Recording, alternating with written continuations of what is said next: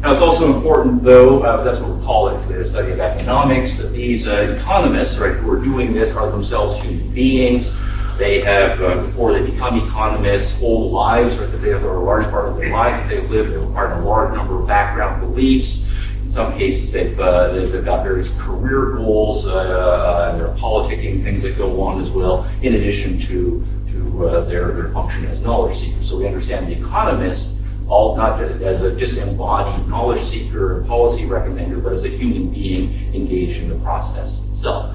Now, when we start doing that, this is where we then say the philosopher, right, comes in, who asks questions like, is it true and is it good, right, in the bigger picture. And so we look at what the economists are doing, and we're asking, is economics a legitimate field of study? Is it acquiring knowledge? Is the method that it's using, are those methods legitimate, all the epistemological issues? Is the results that come out of economics as a field of study that can be applied to policy recommendations, are those good, are those important, are those valuable?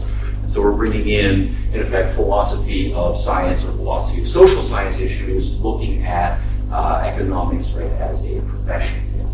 Okay, fine. Now, that's just a descriptive map of what's going on. We have the economy, we have people studying the economy, then we have other people studying the economy, right, and asking meta questions, right, about them. And of course, I put the philosophers at the top, right? It's not an important ranking here. But where do values come in? Well, they're all over the place. The economic agents are themselves value-seeking individuals. They're trying to make money, they're trying to make their lives better, they're looking for better trades. This is more important, this is less important. Again, they're deeply engaged with value issues. We look at the various institutions that are created in the economy, the businesses, and we evaluate them. It's good that there are businesses, right? It's good that we have money instead of having to resort to barter all the time. Money makes us think, well, that's a good thing. There are various kinds of markets that are good things as well. And we get rid of institutions and various other kinds of organizations that we don't think are valuable, right, in some way. If we look at the economists, they are also value-seeking individuals. I would say they have their career goals. They want to make a living, and they want to make a living as being economists. They have various value beliefs that they think economics is a valuable subject, something that they're interested in, and they think it's important, so they're going to devote a significant amount of their precious time in order to be able to do so. If we look at the economists as knowledge seekers, there's lots of value issues here. The economists are using concepts like cost, which is a negative, and benefit, which is a positive. That means we have a distinction between positive and negative, which is a value distinction, right, built into doing economics, right, in the first place. And then all of the methodologies, right? We say some methods are good, reliable, they do actually yield knowledge or reliable belief. Some of them are bad, don't do these things over here. They're fallacies, they will lead you astray. So we have good and bad concepts, epistemologically speaking.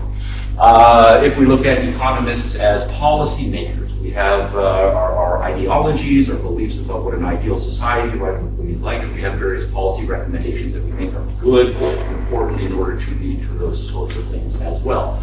So the point then is that this is a science that we're trying to do here, or a social science, but it is shot through at every single section, right, of the analysis with value, right? It's a value-seeking set of institutions or intellectual construction. And this is where then things become problematic, because we do know on all of these sections that value issues can lead to problems. We do know if we have value-seeking individuals, lots of people can be very irrational, right, in their values, and that can lead to all kinds of bizarre distortions in their personal lives and lots of spillover effects. We know in many cases that there are irrational corporate cultures and dysfunctional corporate cultures, and markets are subject to various kinds of bubbles, right, and so forth, because people have weird values that lead them right in various kinds of direction.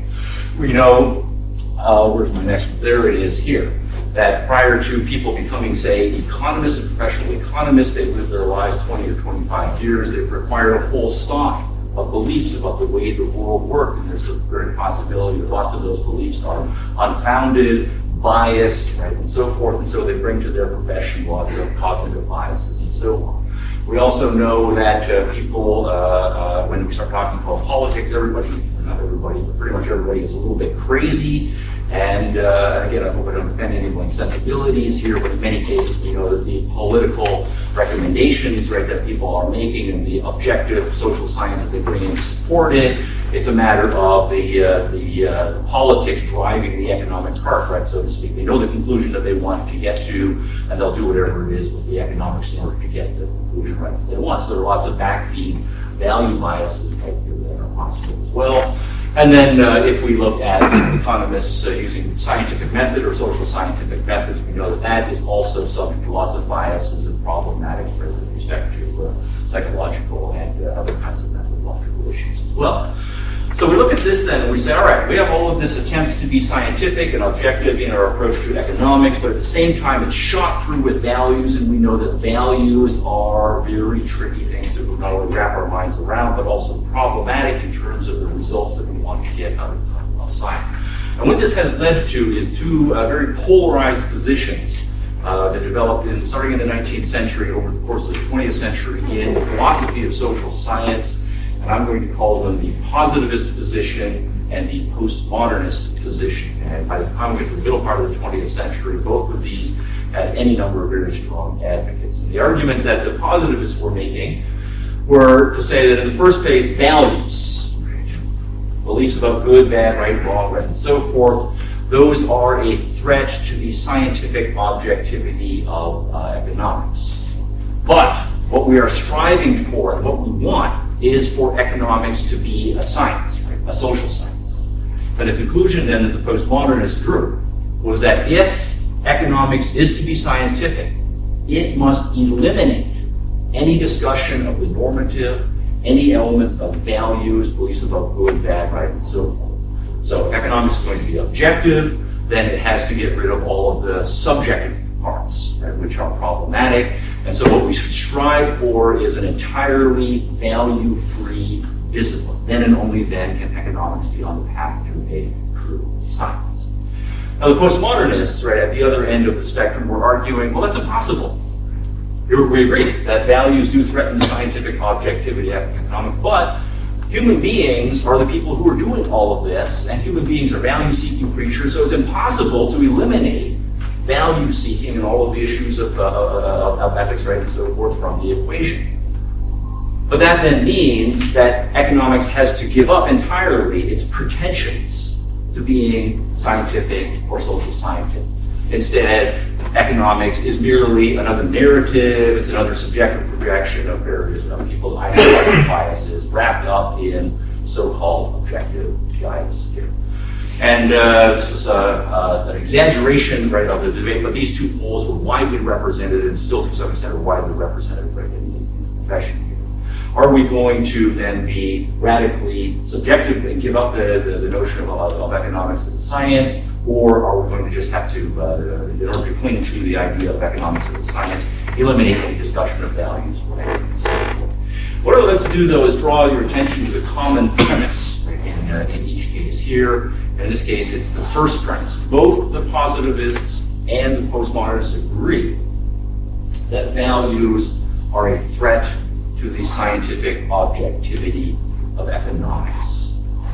Widespread premise, what I want to do next is argue that that is false, that it's destructive, and that's the premise that needs some philosophical work, and I think there's a way to get out of that values, of course, can be problematic, but we can solve the irrational value issues, the bias issues, right, and so forth, that there is a way, so to speak, to integrate scientific objectivity or social science with values and the seeking of good, right, and so forth. So what I want to do is make one point. This will be the one point, of course, in the next 10 minutes. Rather than arguing that values are in one category over here and facts are over here, I'm going to argue instead that values are a species of fact. Values are a type of factual statement. I'm going to leave that up there while I get myself a drink. You can roll on that one. I'll take a little while.